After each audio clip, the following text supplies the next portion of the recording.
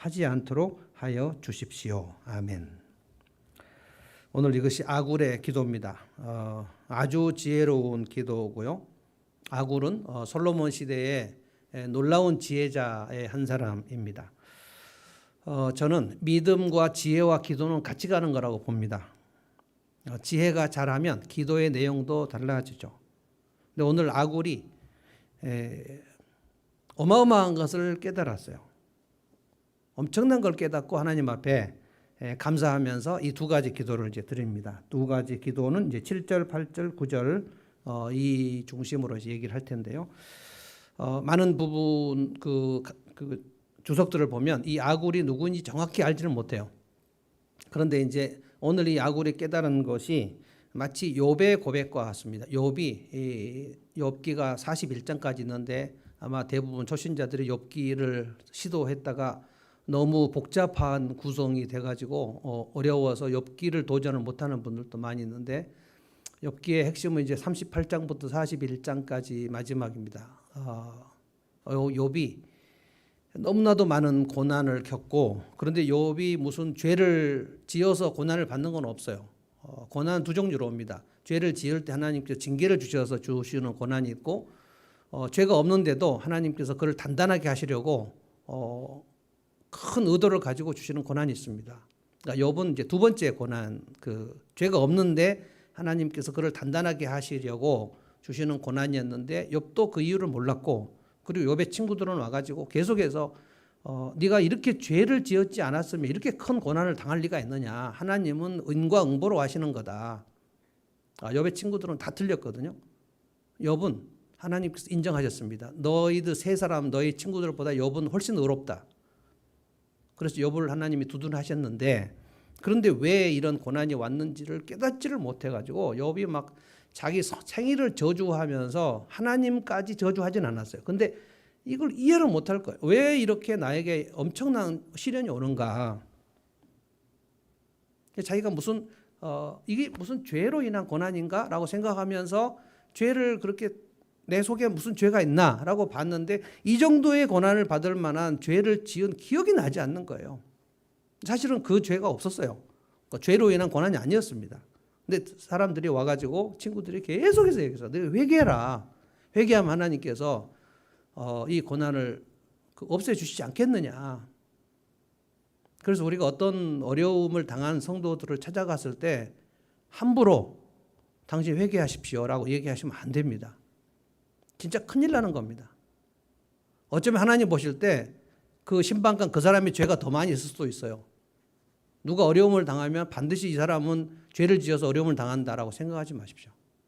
근데 본인은 한번 점검을 해봐야 할 필요가 있어요. 내가 지금 어떻게 하나님 앞에 불순종을 하고 있었는지, 그것으로 인한 하나님의 징계가 무엇인지를 생각할 필요가 있습니다. 이 두 가지를 잘 생각해야 되는데 욥은 죄가 없이 하나님이 고난을 주셨던 상황이고 정말 깨닫지 못해가지고 하나님 도대체 뭡니까 이게?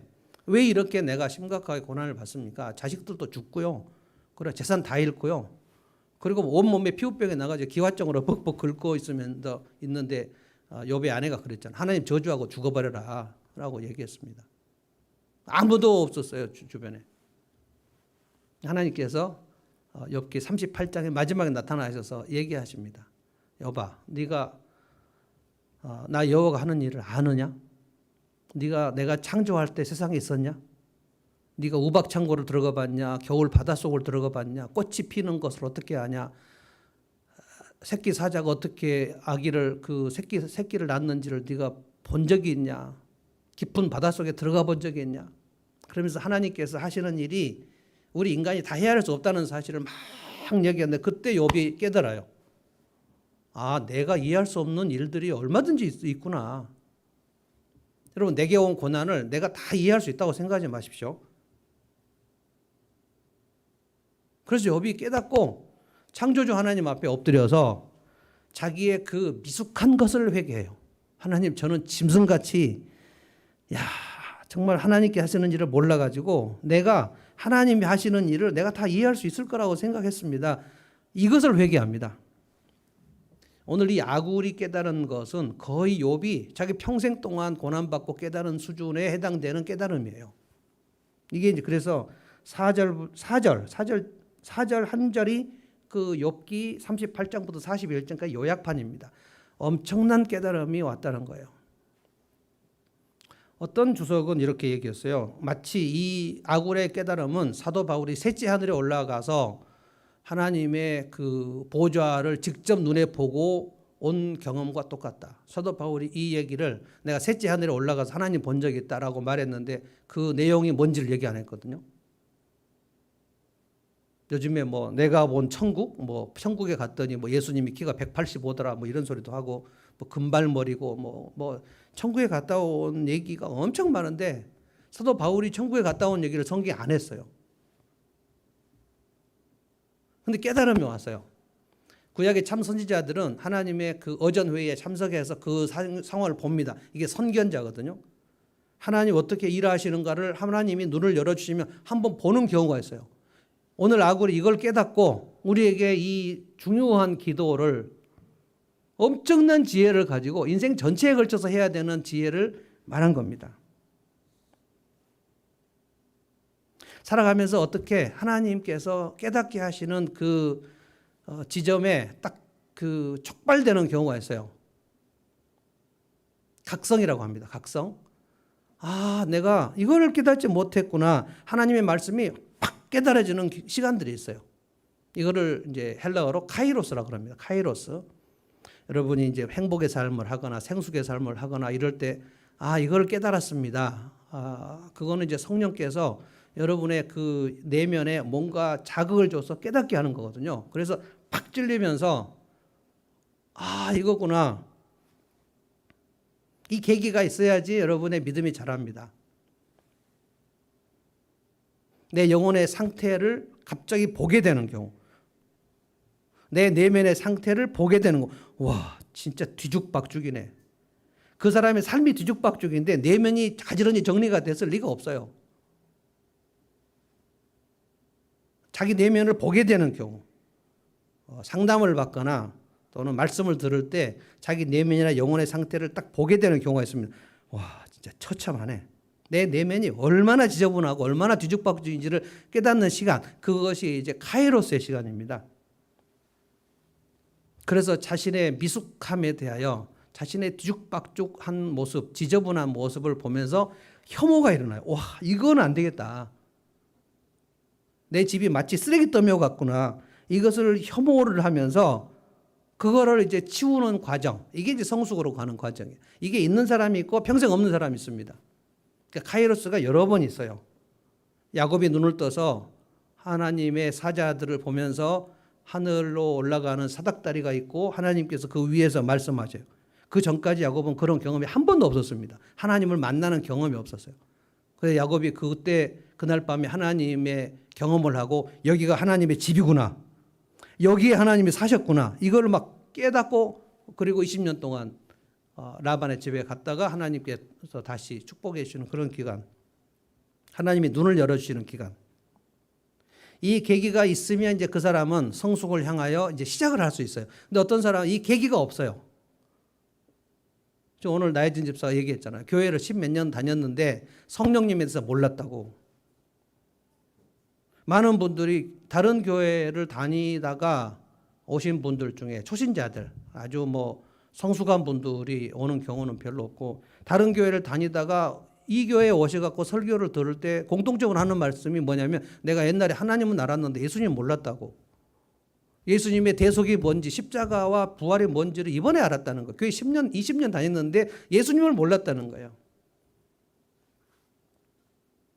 이번에는 이제 성숙의 삶에서 나혜진 집사는 이제 성령님을 알게 되었다. 차근차근 아는 거예요. 이렇게 계기가 생겨서. 오늘 이 아굴의 잠언 이 내용은 아굴이 기도가 엄청나게 지혜로운 기도가 생기는 계기입니다. 대부분 계기는 실패입니다. 실패. 큰 실패든지 작은 실패든지 사람은 실패하지 않고 배우는 사람이 별로 없어요. 실패를 하지 않고 배우는 사람의 얘기가 없어요. 그런 전기가 없어요. 실패를 통해서 다 배웁니다. 큰 실패를 하고 배우면 정말 큰 것을 배우는 겁니다. 저도 계속 실패를 통해서 지금 배우고 있는 중이에요. 근데 문제는 뭐냐면 너무너무 실패를 많이 하고 너무 미숙한데도 전혀 배우려고 하지 않는 사람. 그게 이제 소 잃고 외양간 안 고치는 거죠. 지난 주일 말씀드렸죠. 소를 몇 번 잃었는데도 외양간이 구멍 뚫린 것을 보지 않는 거죠. 그래서 매번 인생에서 중요한 걸 다 잃어버려요. 그런데 이제 오늘 아굴이 이 지혜를 딱 깨달았어요. 계기가 생겼어요. 깨닫고 보니까 내가 얼마나 미숙했는지 마치 욥기 38장에 내가 창조주 하나님에 대해서 아무것도 모르고 있었구나를 깨달은 것처럼 그런 계기가 생겼는데 그것이 이제 2절입니다. 2절. 제가 읽어보겠습니다. 2절. 참으로 나는 사람이라기보다는 우둔한 짐승이구나. 나에게는 사람이 총명이 없었구나. 나는 지혜를 배우지도 못했고 지극히 거룩하신 분을 아는 지식도 깨우치지 못하였구나. 자기 수준이 내가 우둔한 짐승의 수준이라는 것을 깨달았어요. 여러분 이것이 계기입니다. 짐승의 수준은 뭐냐면 내가 살면서 누구에게 사과도 안 해보고 누구의 하나님 앞에 회개도 못하는 수준입니다. 내가 다 잘한 것 같은 거예요. 누구에게 사과를 해보지 않아요. 그래서 평생 어떤 사람들은 사과를 안 해요. 여러분 사과를 하지 않을 만큼 인생에 완벽하게 인간관계를 경우가 있을까요? 근데 그 사람은 사과를 안 해요. 이 사람은 짐승의 수준입니다. 그러니까 내가 얼마나 미숙한 사람인지를 깨달은 시점 이전에 있는 사람, 깨닫지를 못하는 거예요. 드디어 이제 사과를 하고 회개를 하기 시작하면, 그래서 회개할 때 아프고 괴롭고 도대체 왜 나는 이와 같은 짓을 반복하지? 왜 나는 개가 토한 것을 계속해서 집어먹는 그 일을 계속하지? 지난주에 말씀드렸죠. 나는 사람의 총명이 없구나. 이거예요. 그래서 이 두 가지 기도를 깨닫고 나서 한 겁니다. 7절부터 9절까지의 기도입니다. 제가 다시 한번 읽어보겠습니다. 주님께 두 가지 간청을 드리니 제가 죽기 전에 그것을 이루어 주십시오. 평생 기도 두 가지예요. 8절 허위와 거짓말을 제게서 멀리해 주시고 저를 가난하게도 부하게 하지 마시고 부유하게도 하지 마시고 오직 저에게 필요한 양식을 주십시오. 이게 8절 두 가지예요. 하나는 허위와 거짓말, 그러니까 거짓을 내 삶에서 멀리하게 해달라는 그 기도. 또 하나는 탐욕을 멀리하게 해달라는 기도. 이것이 이 아굴이 엄청나게 깨닫고 드린 아주 평범한 기도입니다. 여러분이 이것을 가지고 인생의 기도를 삼으면 반드시 여러분이 이제 성숙한 길로 가는 거예요.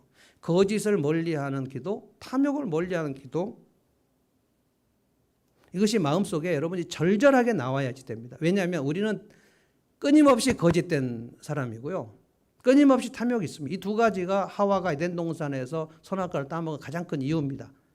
거짓과 탐욕이에요. 이건 같이 가는 겁니다. 이거는 미련한 인생을 사는 지름길이거든요. 그래서 이 두 가지 기도를 여러분이 오늘 저는 깨닫기를 바랍니다. 저도 이제 이것을 깨달아 가고 있습니다. 여러분이 오늘 이 설교가 카이로스의 시간이 되면 정말 수지 맞는 겁니다. 자, 8절을 다 같이 한번 한 목소리로 읽어보겠습니다. 8절 한 절만 읽어볼까요? 다 같이 시작. 허위와 거짓말을 자기에서 멀리하여 주시고 저를 가난하게도 부유하게도 하지 마시고 오직 저에게 필요한 양식만을 주십시오. 이 기도가 마음에 드는 사람이 있고 마음에 안 드는 사람이 있을 거예요. 왜 또 가난하지 않게 이거는 괜찮지만 부유하게는 왜 하지 않게 해달라고 했는가? 제가 오늘 설명하겠습니다. 헛된 것과 거짓말을 멀리하게 해달라. 이것은 헛된 말은 거짓말이고 거짓말은 헛된 말입니다. 그러니까 다 같은 겁니다. 헛된 것은 거짓말이에요. 이것이 왜 이렇게 중요하냐면 거짓을 멀리하고 진실을 가까이 해달라. 이거 진실은 진리 아닙니까? 하나님 말씀을 가까이 해야 그 속에 진실이 들어오지. 하나님 말씀 멀리하면 그 진실이 내 속에 내가 진실한 판단을 할 수 없어요. 그러면 그냥 거짓밖에 없습니다. 그러면 이제 에덴 동산에서 다시 쫓겨나는 길밖에 없고 이스라엘 백성들이 바벨론으로 포로로 끌려가는 방법밖에 없어요. 그래서 이 거짓을 멀리하는 것보다 더 중요한 기도가 없습니다. 예수님이 그랬어요. 그 마귀는 거짓의 압이라 그랬어요. 그러니까 마귀의 자식이 거짓이란 말이에요. 그러니까 내 속에서 거짓말이 나온다는 것은 내가 하나님을 믿는다고 하지만 사실은 마귀 자식으로 내가 사는 것을 말하는 거예요. 근데 우리는 거짓이 엄청 많이 나오거든요. 거짓이 내 속에서 멀리 되지 않으면, 거짓을 멀리 하지 않으면 우리 인생에서 가장 소중한 것을 잃어버립니다. 그게 뭐냐? 그 신뢰입니다. 신뢰. 저는 여러분에게 신뢰의 공동체가 지금 있는가를 매번 물어보는데요. 우리 인생에서 재산보다 더 소중하게 지키고 잃어버리지 말아야 될 것 신뢰입니다. 신뢰. 신뢰를 잃어버리면 그 사람은 다 잃어버리는 겁니다. 이것이 얼마나 큰 인생의 손해인가를 오늘 아굴이 깨달았다는 거예요. 거짓이란 게 뭡니까? 거짓말은 뭡니까? 거짓말. 이거는 그 속에 알맹이가 없는 거예요. 텅 빈 겁니다. 그래서 우리 아이들이 저 친구가 거짓말하면 에이 뻥치시네 이렇게 얘기합니다. 뻥을 치는 거예요. 아무것도 없어요. 그리고 뻥튀기 보셨어요? 뻥튀기. 뻥튀기는 그 곡식 요만한 거 가지고 이만큼 뻥 튀어가지고 아무리 먹어도 배가 부르지 않는. 그래서 다이어트하는 자매들이 뻥튀기를 막 얼마큼 많이 사놓고 계속 먹어서 살이 쪘다고. 뻥튀기도 많이 먹으면 살이 찐답니다. 뻥치시네. 혹시 사람들로부터 어렸을 적부터 여러분이 이 얘기를 너는 이렇게 뻥을 치냐 이런 얘기를 많이 들었던 분이라면 여러분의 인생은 좀 큰일이 난 겁니다. 왜냐하면 사람들이 여러분에게 신뢰를 점점 거두어 가고 있는 중이기 때문에 그래요. 난 당신을 신뢰하지 않는다 이런 말 하지 않습니다. 사람들은. 여러분 주위에 괜찮은 사람들이 점점 사라진다는 뜻입니다. 그래서 이 거짓과 관계된 인생의 어떤 그 표정들은 뭐냐면 그 주로 남성들에게 많이 허세가 뻥인 거거든요. 뻥. 근데 허세에서 가장 큰 허세가 자동차입니다. 남자들은. 자동차 바꿔요. 작은 자동차 타는 게 막 치욕스러워요. 우리 자매들은 그 자동차에 대한 것이 별로 그렇게 크진 않은 것 같아요. 우리 교회에는 자매들이 뭐 그런 자매들이 많이 없지만 많은 여성들이 가방 가지고 남자의 자동차는 여자의 가방에 해당되는 겁니다. 이 얼마나 그 비싼 가방을 들고 갔는가 이게 이제 허세거든. 허세. 호가시. 내 겉을 멋있게 꾸미려고 하는 근데 속이 비어 있는 거예요. 속이 비어 있어요. 그러면 그 사람이 얘기하는 게 다 거짓말입니다. 속이 빈 말. 그래서 그 얘기를 계속해서 하면 사람들이 그 사람 얘기를 안 듣고 싶어 합니다. 여러분 이 설교를 들으면서 야 요즘에 사람들이 내 얘기를 잘 안 들어주는데 왜 이렇게 내 얘기를 자꾸 안 들으려고 하지? 생각해 보셔야 돼요. 왜 그런가? 그동안 듣기 싫은 얘기를 그 사람들에게 많이 했다는 뜻입니다. 사람들이 듣기 싫은 얘기. 그건 뭐냐면 알맹이가 없는 말입니다. 알맹이가 없는 말들. 사람들이 듣기 싫은 얘기 중에 가장 듣기 싫은 얘기가 거짓말입니다. 둘러대는 거, 핑계대는 거, 백색 거짓말, 흑색 거짓말, 그리고 텅 빈 말, 진리가 그 속에 들어있지 않는 말, 이간질입니다. 그리고 수군수군 대는 거예요. 그래서 내가 무슨 얘기만 하면 사람 이간질을 시키고 수군수군하는 말하고 그 후욕이라고 그러죠. 다른 사람 이렇게 까는 거요. 그런 얘기하고 그런데 이 사람이 둘러대고 막 이러니까 그 속에 있는 것이 나올 때 속에 거짓이 있으면 거짓말밖에 안 나오겠잖아요. 그렇게 하면 좋은 사람들을 내 속에서 점점 밀어냅니다. 사람들이 너가 거짓말하니까 나는 당신하고 안 만나겠어라고 말하지 않아요. 그냥 아무 말도 안 하고 연락을 끊습니다. 사람은 수준별로 놀기 때문에 수준이 너무 유치하면 그 약간 성숙한 사람은 그 사람을 목양하려고 덤벼들지 않는 한은 친구는 못 되거든요. 그래서 친구를 보면 그 사람을 거의 알 수 있어요. 사실 부부도 마찬가지입니다. 부부도 너무 수준 차이가 나면 결혼을 못 합니다. 그래서 결혼을 했는데 나보다 수준이 낮다. 그러면 이 사람을 정말 잘 섬겨서 끌어올려서 동반 상승을 해야 되는데 제가 보면 대부분 동반 하락이 돼버려요. 전 이 교회에서 여러분들이 동반 상승이 되는 비결을 배웠으면 좋겠어요. 자, 예를 들어서 사람들이 나를 그 신뢰해 주지 않게 되는 이유는 거짓말을 하기 때문입니다. 오늘 모임이 있는데 예를 들면 이제 모임이 뭐 5명의 모임이 있는데 진짜 그 모임을 가기 싫은데 내가 그 모임에 가기 싫다라고 얘기하지 않고 오늘 많이 아프다. 오늘 몸살 나가지고 꼼짝을 못 하겠다라고 이제 리더한테 얘기를 하고 안 갔어요. 근데 실제로는 몸이 안 아파요. 근데 엄청 친한 친구가 와가지고 놀다가 야 우리 영화 보러 갈래? CGV를 이제 둘이 갔는데 거기서 티켓 박스에 앞에서 한참 깔깔거리면서 지금 웃고 친구하고 얘기하고 있는데 그 모임 끝난 사람들이 전부 영화를 보러 왔네. 오늘 너무 아파서 움직이지 못한다며. 다 나았어요. 아침에 많이 아팠는데 지금 많이 나았네. 사람들이 어떻게 생각해요? 거짓말이구나. 근데 아무도 너 왜 그렇게 거짓말해? 이렇게 하지 않습니다. 그 모임의 전부의 사람들이 그 사람에게 신뢰를 거둡니다. 이게 몇 번만 지속되면 그 사람은 자기도 모르게 외톨이가 되어버립니다. 왜 나에게 좋은 사람들이 모여들지 않는가를 잘 생각하셔야 돼요. 내 입에서 계속 사람들이 듣기 싫은 말, 거짓말, 쓸데없이 그 빈말들, 허세 부리는 말들, 아무 날매기가 없는 말들이 계속 나오면 사람들은 싫어합니다. 신뢰를 거둬요. 제가 여러분들에게 많이 강조하는 제 당부의 특징은 뭐냐면은 단기적으로는 되게 힘들고 여러분 평생 장기적으로는 되게 좋은 거 이런 얘기를 저는 많이 하는 편입니다. 그래서 이 말씀들을 들을 때 이 말씀을 듣고 믿고 확신한 속에 거하는 이 연습을 이거를 심리학에서 훈습이라고 그럽니다. 훈제 연어가 뭐냐면 그 연기를 집어넣어 가지고 이렇게 요리하는 게 훈제라고 하잖아요. 그 훈자로 씁니다. 훈습이라는 거는 그 몸에 그 연기가 배듯이 내 속에 좋은 것이 배서 이제는 나도 모르게 나오게 되는 그거를 훈습이라고 합니다. 그런데 여기서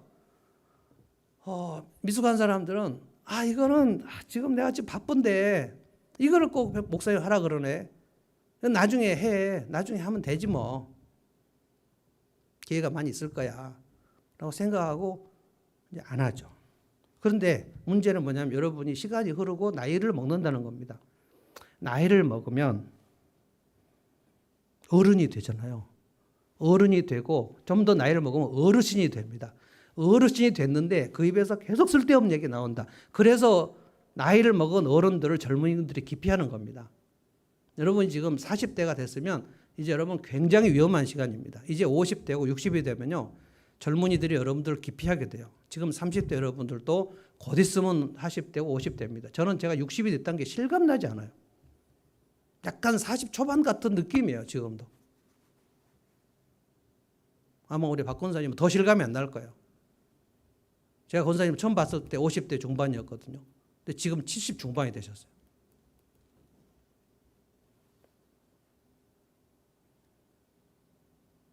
내가 입을 열면 알맹이가 있어야 돼. 알맹이가. 입을 열었는데 텅 빈 얘기를 하면 물론 수다를 떠는 시간들도 있습니다. 수다 떠는 건 정서적으로 굉장히 도움이 되죠. 아무 쓸데없는 얘기들. 저희 가족동 모이면 거의 대부분 쓸데없는 얘기합니다. 근데 그런 건 정서적으로 도움이 되지만 그것만 하잖아요. 내가 입을 열기만 하면 수다만 떤다. 그러면 사람들이 생각할 때 이 사람은 속이 비었구나. 그리고 떠나가 버려요. 이걸 언제 훈련해야 되는가? 젊었을 때 훈련해야 된다는 거예요. 아굴이 이거를 깨달았다는 것입니다. 그래서 이 기도를 하나님 내게서 헛된 말, 거짓말이 멀리 가도록 그 말은 내 속에 진리의 말씀, 알매가 있는 생각들이 가득 들어오게 해주십시오라는 말입니다. 그래서 주님, 내가 신뢰받는 사람이 되고 싶습니다. 하루아침에 여러분 신뢰받는 사람이 돼요?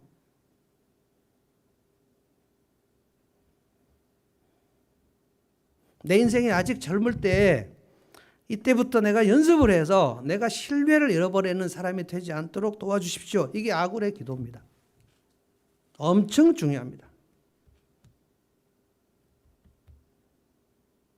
오늘 생각해 보십시오. 오늘 이번 한 주가 내가 진짜 내 입에서 말하는 게 다 막 쓸데없는 말들만 나온 것이 아닌가. 여러분 목장 모임을 할 때 오늘 또 이제 오후에 우리 미스반 목장 모임 할 텐데요. 목장 모임을 할 때 우리 VIP들이 옵니다. VIP들이 와서 그 사람이 얘기하는 말들을 제가 지금 십몇 년간 VIP들의 말들을 들어볼 때 그들의 말 중에 매우 알맹이가 있는 말은 거의 없습니다. VIP들은 와서 대부분 진짜 쓸데없는 얘기들 많이 합니다. 그걸 우리가 다 들어주는 거예요.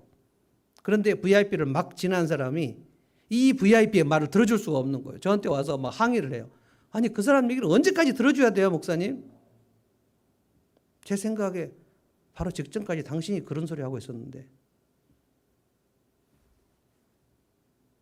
말할 수는 없어요. 당신도 정말 쓸데없는 얘기 많이 했잖아. 근데 우리가 다 들어줬는데 그래서 여기까지 와가지고 얘가 너무 쓸데없는 소리 하니까 목장 모임이 지루하다는 거예요. 정말 가관 아닙니까? 그래서 목장 모임에 계속 차근차근 와서 말할 때 처음에 VIP 시절에는 입에서 나오는 게 다 불평이고요. 내 인생은 정말 힘들어 죽겠다는 거고요. 푸념이고요. 짜증이고요. 그래서 나는 삶을 포기하고 싶다는 거고요. 쓸데없는 말들만 하다가 점점 목장 식구들 속에서 알맹이가 있는 말을 듣는 거예요. 누구를 섬겼다고 얘기하고 누구를 이제 도와줄 마음이 생겼다 그러고 누구를 이번에 케어했다 그러고 이 사람이 진짜 갈 데가 없는데 내가 이번에 챙겼다 그러고 이런 얘기를 하니까 그거를 보고 이제 정말 여기는 오고 싶다. 근데 만약에 여러분 우리 목장 식구들이 계속해서 쓸데없는 얘기만 한다. 그런데 또 심지어 거짓말도 한다. 둘러대기도 한다. 그런데 목장 모임에서 이간질도 한다. 수군거린다. 그럼 그 VIP가 어떻게 목장 모임을 옵니까?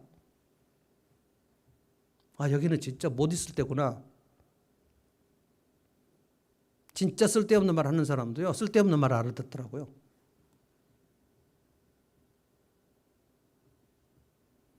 저는 요즘에 그 청년들이 몸부림치면서 이 사회에 멘토가 없다는 얘기를 많이 하는데 정말 제가 저도 이제 기성 어른으로서 그래 진짜 멘토가 없구나. 왜냐하면 제가 봐도 정말 그 우리나라 한국 교회를 이끌어갈 만한 그런 리더 목사님이 요즘은 없거든요. 옛날에는 있었습니다. 국가를 인도할 만한 그런 기독교 지도자들이 있었거든요. 근데 제가 볼 때 88 올림픽 이후로 없어진 것 같아요. 다 돌아가셨어요. 지금은 대한민국 교회를 대표하는 어른 목사님이 없습니다. 큰 교회 목사는 있는데 목사들이 존경하는 목사님들이 없어요.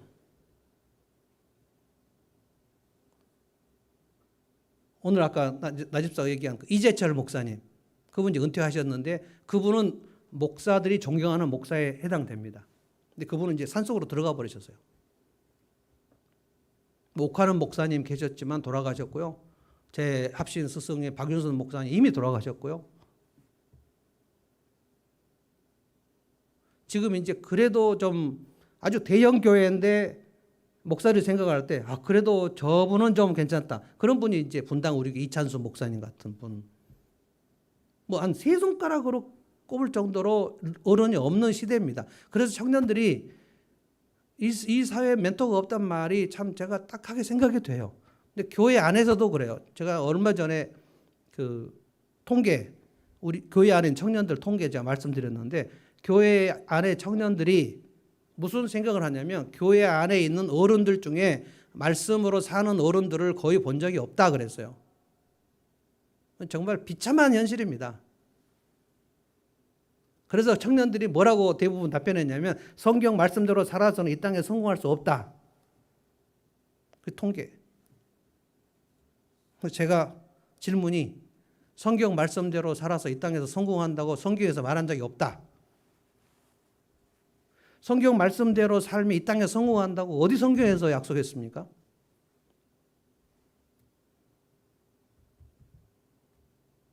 근데 멘토가 있으면 멘토에게 다 배우나요?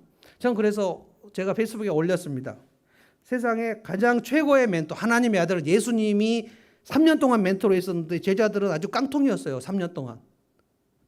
멘토가 있으면 다 배우는 게 아닙니다. 지난주도 말씀드렸죠.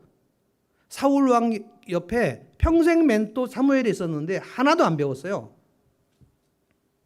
아합 왕 옆에 구약 최고의 엘리야 선지자가 멘토로 있었는데 아합은 악인의 길로 전심으로 달려가 버렸습니다. 그러니까 멘토가 있으면 다 배울 거다는 그것도 거짓말이에요. 한나는 무슨 멘토가 있었습니까? 한나의 대제사장, 종교 주도자 엘리 제사장이에요. 가장 썩은 제사장이 한나의 선생이었어요. 그리고 홈리와 비느하스 그 아들들이 아주 정말 더럽고 지저분한 제사장들이 한나 시대에 있었어요. 그러나 한나는 사무엘의 엄마가 됐습니다. 그러니까 멘토가 있고 없고의 문제도 아니라는 거예요. 가룟 유다는 왜 그러면 예수님 3년 따라다니고 예수님 돈 받고 팔아버렸습니까? 고린도 교회는 사도 바울이 멘토로 있었는데 왜 그렇게 세상적 어린아이 같은 교회가 되어버렸을까요?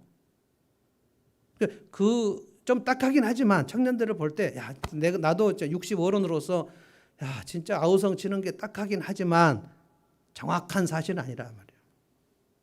뭐 요셉은 이집트 노예할 때 무슨 멘토가 있었습니까? 다니엘도 바벨론 포로 있으면서 70년간 멘토 없었어요. 저 그래서 성경의 인물 중에서 여러분이 멘토를 찾으시면 된다고 봅니다. 저는 다윗을 엄청 좋아하고요. 저는 지금도 박유선 목사님을 생각하면서 박유선 목사님이 이렇게 우리를 가르치셨지 그 생각을 하면서 삽니다. 꼭 살아있는 분만 멘토가 있을 필요가 없어요. 지금 책방 가보면 자기 인생을 정말로 엄청난 고난 속에서 견디면서 남에게 영향을 많이 주는 그런 스토리도 너무너무 많이 있습니다. 책방만 자주 가도 알 수 있어요. 이지선 지금 교수가 됐죠. 이대에 다니다가 그냥 그 교통사고가 났는데 그 차에서 불이 나가지고 이지선 그 자매가 이화여대 다니던 아주 정말 예쁘고 착하고 신앙 좋은 자매였는데 얼굴이 화상을 입어가지고 흉측하게 됐죠. 그거를 극복하고 지금 굉장히 많은 간증과 영향력을 끼치며 다니는 그런 자매. 지금 아마 나이가 꽤 됐을 거예요. 호주에 지금 목사가 된 닉 부이치치라는 사람도 있습니다. 평생 태어날 때 사지가 다 없어가지고 그래서 8살 때 그가 자살을 시도했어요. 이게 뭐냐? 양쪽 팔도 없고 다리도 없이 몸뚱아리만 이렇게 태어나 버렸단 말이에요. 8살에 자살을 하려고 생각했는데 어떤 계기가 있어가지고 그게 카이로스입니다. 깨달았어요. 그래, 내가 팔다리가 없을 정도로 비참한 사람들을 위하여 무슨 영향력을 끼치면 살면 내 인생 의미가 있겠다 하고 생각을 했어요. 오늘 아굴에 깨달은 정도입니다. 그래서 지금 목사가 됐어요. 닉 부이치치가. 전 세계를 다니면서 사지가 없는 사람들을 돕는 그런 비영리 단체를 만들어서 지금 활발한 활동을 하고 있습니다. 비영리 단체, 사지 없는 인생이라는 제목으로 비영리 단체를 만들었어요. 이 사람들 다 자기 인생에 무슨 좋은 멘토를 만나서 그런 게 아닙니다. 어떤 계기가 있는 거예요. 계기가. 하나님 말씀이 부딪히거나 어떤 좋은 책을 읽으면서 이거구나. 여러분 절대로 책 읽지 않으면 여러분의 생각이 발전되지 않습니다. 좋은 생각이 외부로부터 내 속에 들어오지 않고서 내 속에서 좋은 생각이 막 활발하게 일어나가지고 멋지고 훌륭한 사람이 되는 방법은 없어요. 맨날 헛되고 그냥 깡통 같은 얘기들만 우리는 할 수밖에 없어요. 불평이 제일 많이 나오고요. 힘들어 죽겠어. 이번 한 주간 너무 힘들었어. 여러분 코로나 시대에 얼마나 이게 많이 나옵니까? 그래서 내 속에 진리가 들어와야 되는 거예요. 아굴이 자기가 그거를 깨닫고 내 속에 진리가 들어온 것을 깨닫고 나서 이 4절 말씀 하늘에 올라갔다가 내려온 사람이 누구며 이 개역 새 번역이 번역을 잘못했습니다. 사람이 아닙니다. 개역 성경은 하늘에 올라갔다 내려온 자가 누구냐 이거 창조주 하나님을 얘기하는 거예요. 이거를 사람으로 다 번역을 해버렸어요. 하늘에 올라갔다 온 자가 누구며 바람을 자기 손에 움켜쥐고 있는 자가 누구며 물을 옷자락으로 싸고 있는 자가 누구며 땅의 경계선을 그은 자가 누구며 그 사람의 이름은 너 아냐? 그 사람의 아들의 이름은 너 아냐?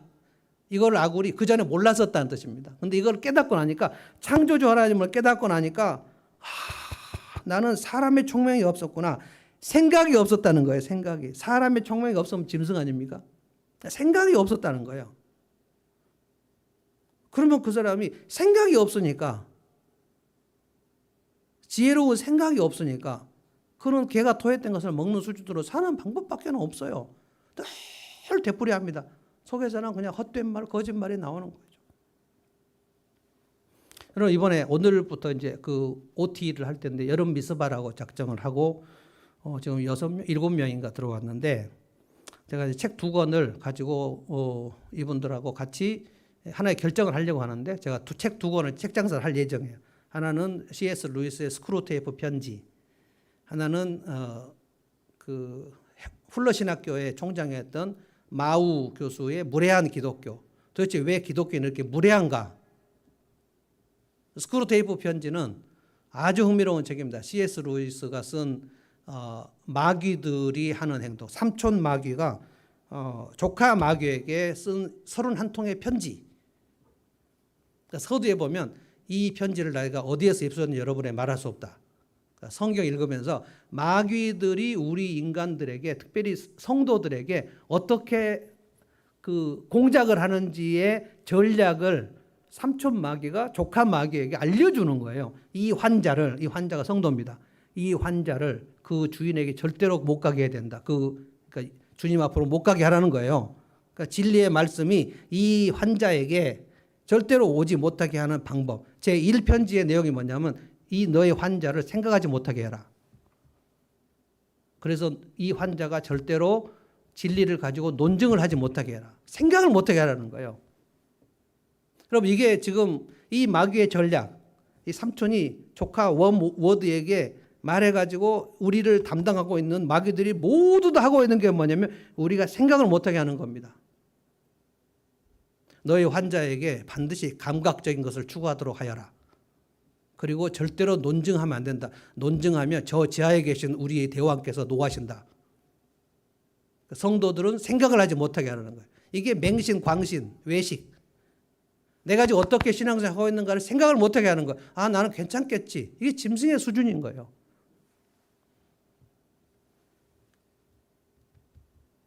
악을 이걸 깨닫고 나서 주님 제게서 허탄한 말, 거짓말이 물러가도록 해주십시오. 진리가 내게 속에 들어와서 내가 사는 날 동안 내가 신뢰를 받는 사람 되게 해주십시오. 이 기도 엄청난 기도입니다. 두 번째는 이제 탐욕을 멀리하는 기도. 8절을 다시 한번 읽겠습니다. 8절. 허위와 거짓말을 저에게서 멀리해 주시고 그다음에 저를 가난하게도 부유하게도 하지 마시고 오직 저에게 필요한 양식만을 주십시오. 가난하게도 부하게도 마시고 필요한 양식. 이거 주기도문에서 주님이 뭐라고 그랬습니까? 일용할 양식이라서. 일용할. 똑같은 말입니다. 데일리 브레드. 일용할 양식. 왜 너무 가난하게도 마시고 부유하게도 말라고 해줬는가? 일용할 양식만 있으면 좋겠다. 저는 일용할 양식을 제가 한 주 내내 묵상했는데 이거예요. 2집이 먹고 살 정도를 주십시오. 라고 기도하는 것이 일용할 양식이다. 저는 그렇게 봅니다. 주님이 주신 거 가지고 내 식구 먹고 살고 그리고 한 집 더 살릴 수 있도록. 그러니까 내가 열심히 돈 벌어서 나와 내 아내와 내 자식만 먹여야 되겠다. 이게 탐욕이거든요. 그러니까 고슴도치도 지 새끼는 아주 사랑하니까 내 자식들, 그래서 돈 벌어서 다 내 자식들만 잘 되게 해야 되겠다. 다른 자식들은 모르겠고 다른 집은 다 모르겠고 내 처자식만 열심히 먹여야 되겠다. 이게 탐욕의 기도입니다.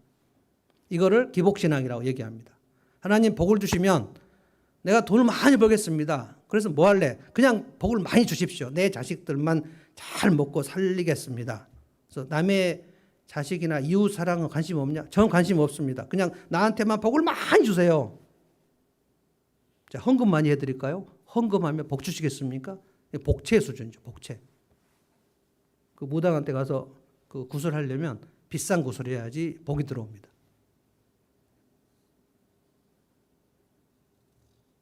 왜 9절에 보면 왜 부하게도 하지 말라 그랬냐면 9절 제가 읽어볼게요. 제가 배가 불러서 주님을 부인하면서 주가 누구냐고 말하지 않게 하시고 배가 부르게 되면 교만해진다는 거예요. 근데 갑자기 배가 부르면 더 교만해집니다. 저는 오랫동안 목양하면서 사람이 좀 잘 되면, 그래서 이 사람이 사업이 잘 되거나 좀 이렇게 승진을 하거나 좀 일이 잘 풀리게 되면 반드시 교만해진다는 사실을 깨달았어요. 잘 되면 제일 먼저 놔버리는 게 기도입니다. 그래서 기도 응답을 받을까 봐 저는 겁나요. 기도 응답을 받으면 그 다음 날부터 새벽 기도를 안 나와버려요. 아니면 믿음이 떨어져 버려요. 아, 이걸로 이제 됐다. 그리고 무슨 생각이 드는가? 인간은 내가 뭘 잘 되잖아요. 그럼 내가 잘해서 잘 됐다. 이 생각이 엄청 듭니다. 그래서 좀 인생이 좀 잘 된 사람을 이렇게 보면 저 사람 잘 됐구나 라고 보려면 바로 얼굴 표정이 달라져 있어요. 그리고 말도 달라집니다. 전화 목소리도 달라집니다. 걸음걸이도 달라집니다. 자기가 모릅니다. 자기가 얼마나 지금 거만해졌는지를 자기가 몰라요. 그래서 갑자기 부자가 되는 것이 절대로 여러분의 복이 되지 않습니다. 그래서 로또 복권 사시면 안 돼요. 로또가 당첨되면 여러분은 큰일 납니다. 로또 복권 당첨돼서 부자가 돼가지고 굉장히 건강하고 주님 말씀대로 순종하고 사는 경우가 거의 없어요.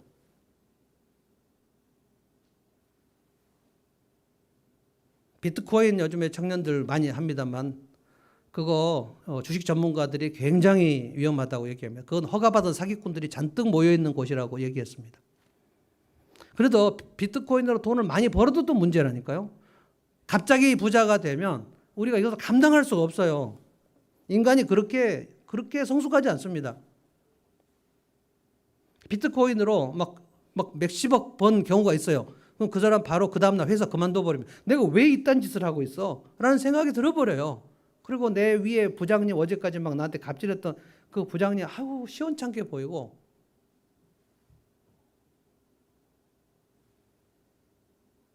그래서 무례한 인간이 되어버립니다. 그래서 우리나라 드라마에 그 재벌 사모님들은 다 무례하잖아요. 거의 사이코 수준이에요. 사이코 수준. 우리나라는 지금 약간 그 졸부의 나라입니다. 우리가 전쟁 후에 이렇게 빨리 경제 성장이 되어버린 것은 참 좋기도 하고 안 좋기도 합니다. 우리나라 그 국민 정신 문화의 발전보다 물질 문명이 더 빨리 와버렸어요. 그래서 우리는 아직 지금 정신적으로는 선진국이 아닌데 우리는 이미 다 막 GDP 3만 불에 넘어가 버렸고 뭐 이번에도 뭐 문재인도 G7에 들어갔고 뭐 바이든 대통령이 문 대통령한테 우리 같이 세계를 위해서 뭐 같이 하자 그러고 또 백신도 우리 막 이제 곧 개발된다 그러고 반도체도 된다 그러고 그래서 우리나라는 되게 지금 선진국으로 지금 가고 있습니다. 이미 일본은 따라잡은 것 같아요. 그런데 문제는 우리의 마음속에 이 갑질이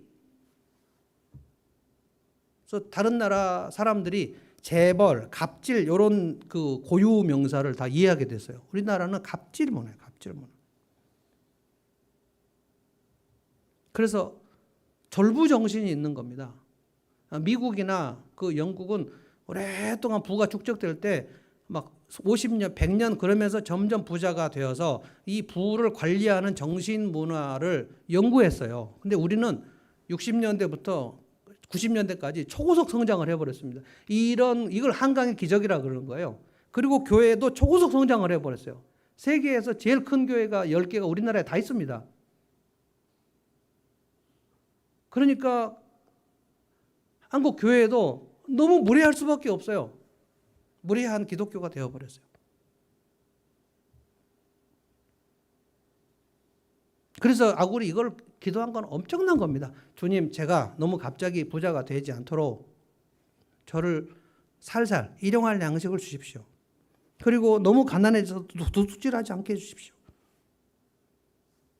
저는 이 아굴의 기도, 첫 번째 기도를 드린 사람이 갑자기 가난해질 수가 있을까요? 그가 계속 정직하고 진리가 그 속에 들어오고 그래서 신뢰의 사람이 됐는데 나를 신뢰한 사람이 많은데 내가 갑자기 가난해진다? 있을 수 없는 일입니다. 첫 번째 기도, 두 번째 기도는 다 하나입니다. 하나. 그래서 평소에 나눔이 중요하다니까요. 신명기에서는 내 땅에서 수확한 열매로 반드시 누군가 나누게 되어 있어요. 레위인들, 그 다음에 고아, 과부, 나그네, 종들, 이 땅 없는 사람들, 힘 없는 사람들을 반드시 나누게 되어 있다고요. 그래서 올해 내가 수확한 것으로 그 사람들하고 나누면 하나님이 분명히 약속하셨어요. 너 내년 농사에 내가 하늘을 열어주겠다 그랬어요. 그러니까 내년 농사에 하늘이 열려서 풍년이 되느냐 안 되느냐는 올해에 수확한 것을 어떻게 내가 배분할 것인가에 달려있다고 성경에서 분명히 얘기했습니다. 그래서 우리가 일용할 양식을 저는 두 집이 살만하도록 주십시오 라고 기도하는 것이라고 저는 해석했어요. 여러분 오늘부터 기도하시면 돼요. 어제까지 내가 기도를 멈췄다 할지라도 오늘부터 하시면 됩니다. 항상 하나님은 이 반전의 기회를 주시기 때문에 오늘 하시면 돼요. 이 기도를 시작하시면 돼요. 사람의 그 지혜와 기도는 비례합니다. 믿음과 지혜와 기도는 같이 가요. 제가 이 야굴의 기도가 정말 평범한데 평범하지 않습니까? 거짓을 멀리하게 해주시고 탐욕을 멀리하게 해주십시오. 이 기도만큼 평범한 기도 얼마나 우리가 많이 난 알고 있어 다. 그러지만 실제로 내가 거짓을 멀리하고 있었는가? 지난 5년 동안 내 입에서 진짜 헛된 말, 거짓말이 사라졌을까? 그래서 나는 지난 5년 동안 사람들의 신뢰를 정말 받고 있을까? 나는 공동체 앞으로 점점 앞으로 나아가고 있었을까?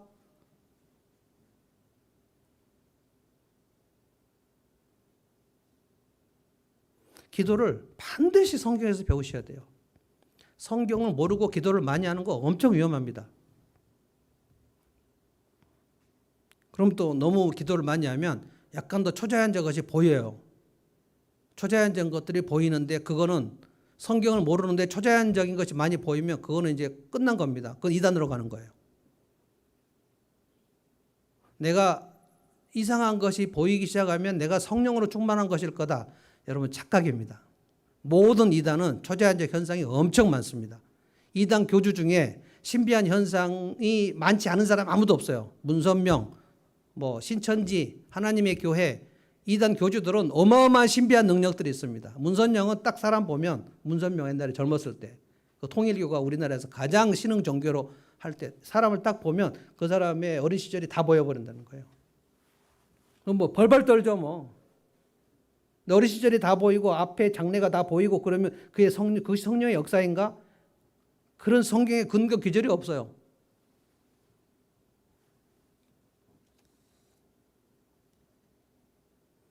내가 신뢰받는 사람이 되게 해주십시오.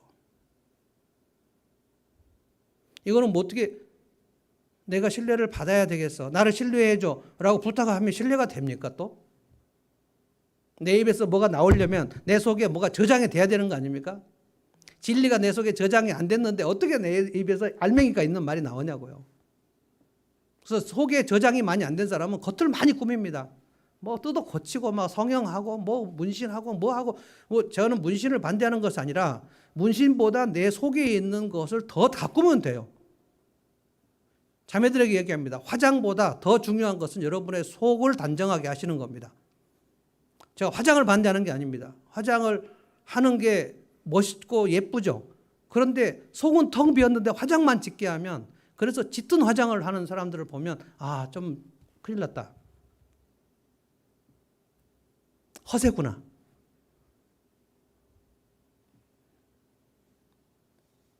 오늘 두 가지를 제가 설명했는데 이것은 오늘부터 여러분이 기도 제목으로 삼으셔야 돼요. 하나는 말입니다. 하나는 돈입니다. 이 두 가지를 가지고 기도 제목을 삼으셔야 돼요. 내 입에서 헛된 말이 나오지 않게 해주십시오. 그거는 내 속에 진리가 계속 들어가게 하나님 말씀이 들어가고 이제 잠언이 끝나거든요.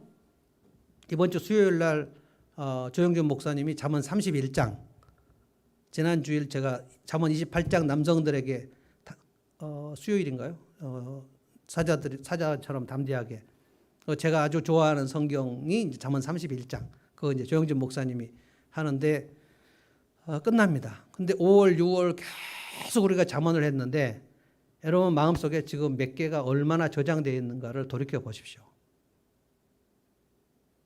제가 매일 말씀 묵상을 여러분에게 드렸는데 실제는 여러분이 묵상을 해서 다 그것을 요리해서 먹어야 되지만 제가 요리해서 드린 거 그것을 차곡차곡 정리해 보면 인생의 그 원칙이 뚜렷이 생깁니다. 어떻게 살아야 할지 모를 수가 없어요. 그래서 이런 좋은 기회 5월, 6월에 이 엄청난 인생을 설계하는 이 기회 5월, 6월을 그냥 넘겼다. 그리고 7월부터 나 어떻게 살아야 할지 모르겠다. 그러면 정말 저는 어떻게 해야 할까요? 이 엄청난 기회를 다 놓쳐버리고 7월부터 8월 난 어떻게 살아야 되지? 인생은 진짜 어려워. 멘토가 없어. 그건 참 가증한 거 아닙니까? 성경만 제대로 읽어도, 그리고 책만 제대로 골라도, 북쉐어링만 제대로 해도 인생의 그 가닥을 다 잡을 수가 있는데 그 모든 시간을 다 놔버리면, 그럼 여러분이 이제 어른이 되고 어르신이 되면 그 입에서 텅 빈 말, 헛된 말이 나오면 그러면 그 어르신을 다 모두 기피하게 된다고요. 나를 가난하게도 마시고 부하게도 마시고 제게 필요한 양식을 주십시오. 일용할 양식. 제가 다시 설명합니다. 일용할 양식은 내 식구 먹을 거 하고, 그 다음에 옆집 누군가 한 집 먹을 거, 내 자식들 키울 돈하고 이 옆집에 가난한 자식 키울 돈, 그러니까 두 종류의 가정을 세울 만한 물질을 저에게 주십시오 라고 기도하면 그게 일용할 양식입니다. 왜냐하면 나눌 게 있어야 되니까. 그리고 이 두 가정이 적어도, 저는 이 한 가정, 이 옆 가정은 그거는 상징적으로 얘기하는 겁니다. 이것이 헌금이기도 하고 구제이기도 하고 이것이 개척 가정의 목사님 뭐 사랑의 나눔이기도 하고, 말 나온 김에 제가 이 말씀 드립니다. 여러분, 사랑의 나눔이라는 그 헌금 항목을 좀 선정하셔가지고 시대대로 여러분에게 조금 생각이 들면, 개척 가정교회 목사님들이 지금 1년 반 넘게 엄청 고생하고 있는데 그 작년에 우리 냉장고 한 번 집어넣는 것으로 다 끝났다고 생각하시면 안 됩니다. 지금도 굉장히 힘들어하고 있고요. 제가 요즘에 일하는 목회자들이라는 페이스북에 들어갔는데, 일하는 목회자들, 그러니까 저처럼 목회만 하고 여러분이 낸 헌금으로 사는 목회자 말고 자기가 생계를 위해서 일하는 목회자들, 그 모임이 9,990명이에요. 거기가 10,000명이에요. 10,000명. 목수도 있고요. 뭐 에어컨 고치는 사람도 있고요. 뭐 정말 허드렛 일을 하는 사람도 있고, 그러면서 그분들이 거기서 또 페이스북에 뭐라고 하냐면, 내가 반드시 목회로 돌아가야 되는데 지금은 아니다. 교회도 없고 목사가 됐는데 목회할 데가 없는 거예요. 개척을 하자니 너무 힘들고, 그래서 지금 돈 벌고 있는 거예요. 그리고 우리 개척 가정교회 목사님들 지금 뭐 VIP 섬기느라고 정말 애를 쓰고 있습니다. 그분들이 수시로 제가 커피도 사줄 수 있고요. 제가 어떤 때 돼지고기도 사줄 수 있고요. 닭갈비도 사줄 수 있고요. 사줄 수 있도록 여러분이 좀 사랑에 나눈 헌금을 해 주십시오. 제가 도와줄 사람이 너무 많습니다, 지금. 제가 돈이 없어요.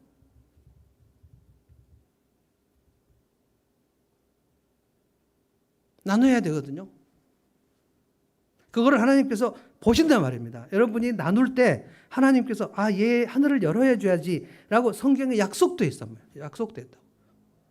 지난 한 달 동안 난 누구가 뭘 나눴나 생각해 보십시오. 특별히 이 공동체 안에서 서로 사랑하라 그랬는데, 나는 이 우리 목장 식구들 누구하고 서로 사랑했나? 누구를 밥을 사주려고 애를 썼나?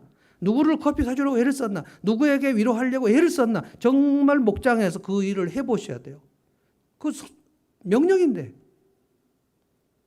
나 혼자 살려고 막 안간힘을 쓰지 말고요. 누군가를 도와주는 거예요. 가장 어려울 때 그 어려움에서 일어난 방법은 나보다 더 어려운 사람을 도와주는 겁니다. 그러면 주님께서 이 길을 여십니다. 길을 여셔요. 그래서 신뢰받는 사람 되게 해달라는 기도 하나 하고, 나눌 줄 아는 사람 되게 해달라는 기도, 이 두 가지를 가지고 여러분이 날마다 기도하고 매일매일 그 생각만 하면 돼요. 내가 어떻게 하면 신뢰받는 사람이 될까? 진리의 말씀을 넣어야지. 내가 어떻게 하면 내 호주머니에서 누구를 도울까? 이 사람 도와야지. 누구에게 가서 위로의 말을 건넬까? 이렇게 순종을 하고 있는데 하나님께서 그 집 창고를 텅 비게 하신다? 있을 수가 없습니다. 저는 오늘부터 하나님께서 여러분의 인생에 반전을 주시는 그 카이로스가 되기를 바랍니다. 어젠가요? 그젠가요? 본문에 보면 하나님은 악인에게도 빛을 비추신다 그랬어요. 왜냐하면 그 악인이 그 빛을 비추임을 받으면 그날로 카이로스가 일어나가지고 그 악한 삭개오가 반전이 돼가지고 여리고를 살리는 사람이 될 수가 있기 때문에 의인이나 악인이나 하나님 빛을 비추신다는 거야. 이거는 인생의 반전의 기회를 끊임없이 주신다는 뜻입니다. 오늘 이 말씀을 듣고 이 기도를 평생 동안 하려고 작정하시고 주님 내가 내 일용할 양식을 얻어서 반드시 내 집 하나 세우고 처자식 먹이고 그리고 한 집 하나 반드시 세울 수 있도록 도와주십시오. 그렇게 인생을 걸고 기도를 하시면 하나님께서 기뻐하십니다. 자, 찬송하겠습니다. 주는 완전하십니다. 주여 우리는 연약합니다. 오늘 우리는 힘겨워합니다. 주 뜻 이루며 살기에는 부족합니다. 우린 연약합니다. 주여 우린 넘어집니다. 오늘 하루 또 실수합니다. 주의 긍휼을 구하는 죄인입니다. 주님만 바라봅니다.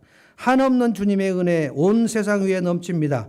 가릴 수 없는 주 영광 온 땅 위에 충만합니다. 주님만이 길이오니 우린 그 길을 따라갑니다. 그날에 우리를 이루실 주는 완전합니다.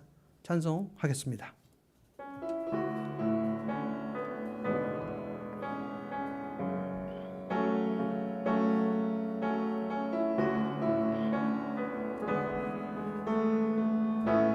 주여 우린 연약합니다. 주여 우린 연약합니다. 우린 오늘을 힘겨워합니다. 주 뜻 이루며 살기에 부족합니다. 우린 연약합니다. 주여 우리 넘어집니다. 주여 우리 넘어집니다. 오늘 하루 또 실수합니다. 주의 긍휼을 구하는 죄인입니다. 우리 주만 바라봅니다. 한없는 주님의 은혜 한없는 주님의 은혜 온 세상 위에 넘칩니다. 가릴 수 없는 주 영광 온 땅 위에 충만합니다. 주님만 이 길이오니 아멘 아멘. 우린 그 길 따라갑니다.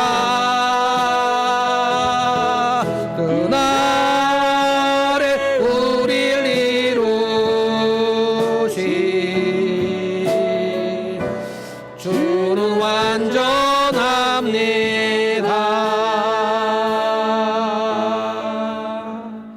기도하겠습니다. 하나님 감사합니다. 오늘 저희들의 예배 시간이 카이로스의 시간이 되기를 원합니다. 성령님 우리에게 깨달음을 주시고 각성을 주시고 우리 속에 진리의 말씀이 스며들어오게 하여 주시옵시고 그리하여 내 삶에 이대로는 안 되겠다는 생각이 들게 하시고 내 삶에 미숙한 것을 깨닫고 성숙함으로 뛰쳐 올라가는 역사가 있도록 주께서 도와주시기를 빕니다. 하나님 저희 삶에 거짓을 멀리하기를 원합니다. 헛된 것 거짓을 멀리하게 하시고 내 속에 참된 것 진리의 말씀으로 가득하게 하사 점점 내 입에서 진실된 말과 열매 맺는 말과 알맹이 있는 말이 흘러나가게 하여 주시고 내가 신뢰의 사람이 되기를 원합니다. 신뢰의 공동체가 형성되기를 원합니다. 주님 우리에게서 탐욕을 멀리하게 해주시기를 원합니다. 내가 갑자기 부자가 되려는 생각을 하지 않게 하시고 그리하여 주님 내 속에 있는 것 내게 주신 것으로 누군가와 나눌 수 있도록 주님 우리 가정과 한 집 더 살리는 가정 되기를 원합니다. 그것을 비즈니스 시작할 때마다 생각하게 하여 주시고 없는 중에라도 나누어서 주님께서 하늘을 열어주시는 복을 누리게 하여 주시옵소서. 이 말씀 우리가 오늘 붙들고 돌아갑니다. 주께서 한 주를 기억하여 주시고 세상 사람들처럼 똑같이 살지 않게 하사 하나님의 백성답게 살게 하시고 착한 행실을 통해 세상이 우리를 보면서 하나님의 영광을 돌리도록 역사하여 주시옵소서. 예수님의 이름으로 기도하옵나이다.